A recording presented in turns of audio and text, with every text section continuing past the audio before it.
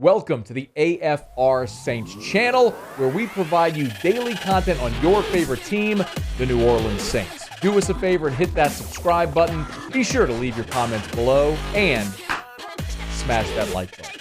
Who dat? Undeniably, Tom Brady is not only the greatest quarterback, but greatest football player ever, and is on the short list of the greatest athletes ever, greatest champions ever. Whichever greatest list you want to come with, Tom Brady's on it, we all know. The oddity is that in 4 regular season meetings against the Saints, he has certainly not been that at all.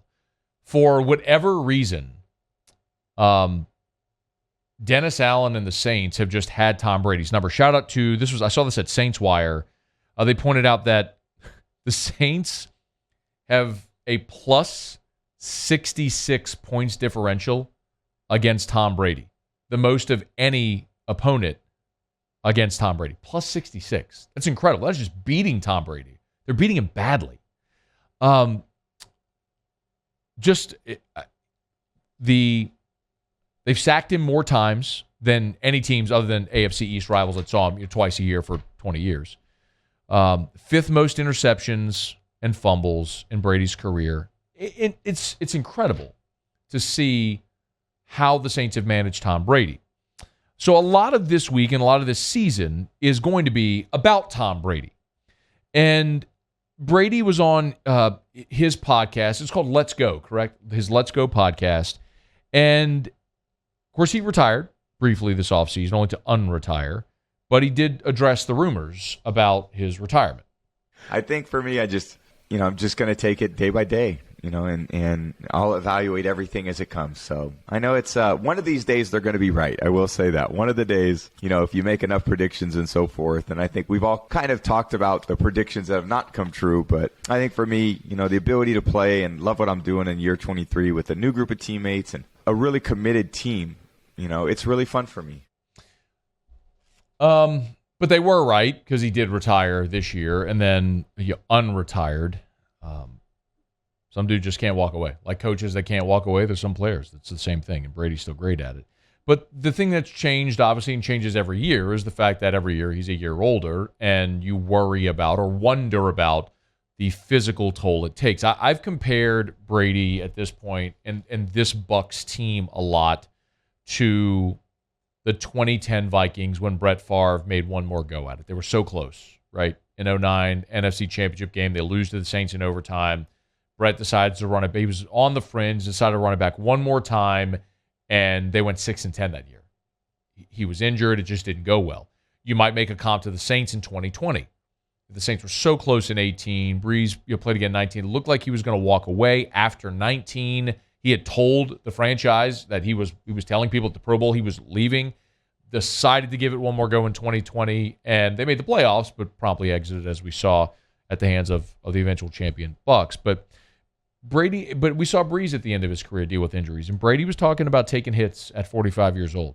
There's a huge level of commitment for your body physically at an older age because it requires so much more care. Now, it requires care when you're younger too, but at the same time, there's no margin of error when you're 45. You take hits and you feel every hit, and when you're younger, your body's a lot different. And when you're 45, your body changes a lot. So what am I dealing with now? I woke up today going, holy that was there was a few hits and you look at your arm and you got bruises, you got cuts, and you got, the way it is, and you go, okay, how much longer do I want to make this commitment? And I obviously made the commitment for this year, and everything's going to be, like always, continue to evaluate, all these different aspects of playing.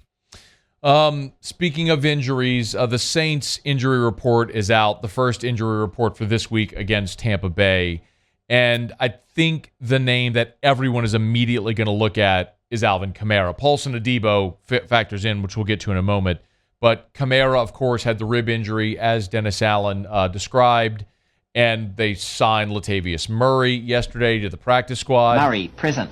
And the thought was, we talked about a lot here, clearly is, man, if you brought Latavius Murray back, Murray, present, it's because you need a Sunday running back in case if Alvin Kamara is not able to go. Well, the good news is that Kamara did participate. He was limited. Remember, you're either listed as limited or full. So he was limited with the rib, as was Cameron Jordan. You don't really worry about that. Cameron Jordan's just a guy up in his career where sometimes you're going to have bumps and bruises like Brady talked about. So he's limited on there with a hip injury, but might just very well be taking it easy on a veteran guy.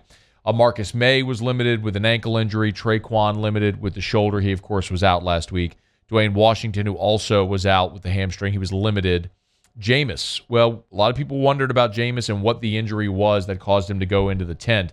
Well, now we know it was a back injury. So Jameis was limited with a back injury on Wednesday. Landon Young limited, as were Mark Ingram, Calvin Throckmorton with illness, and Alontae Taylor with a hip injury. The other big name that we were talking about was Paulson Adebo, and he's the only on the injury list that did not participate. So whatever it is with that ankle that's limiting Paulson Adebo, clearly it's still an issue. He missed week 1.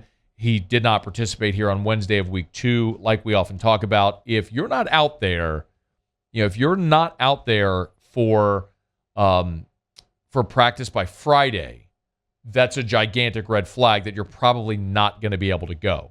So not yet ready to panic on Adebo this week, but like we talked about, it's so much a case of don't listen to what I'm saying, watch what I'm doing. And when the Saints can say what they want about Adebo or this or that, but when you go sign Trey Swilling and you add a cornerback, clearly they're trying to add bodies at that position as everyone sort of moves up a seat. When you go add Latavius Murray to the roster, it's very clearly you're setting up for a possibility of being short a guy at that position. So you add a guy.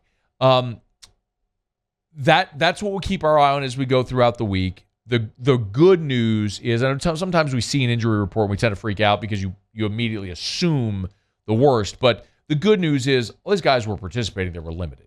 And sometimes it's just giving guys, especially veteran players like a Cameron Jordan or a Marcus May or a Kamara, just taking it easy on them when they're veteran and they don't need this practice necessarily. Just have them ready to go for Sunday, and that seems to be where they are with some of those guys. But we'll keep an eye on Adebo as we move throughout the week, and certainly Kamara as well.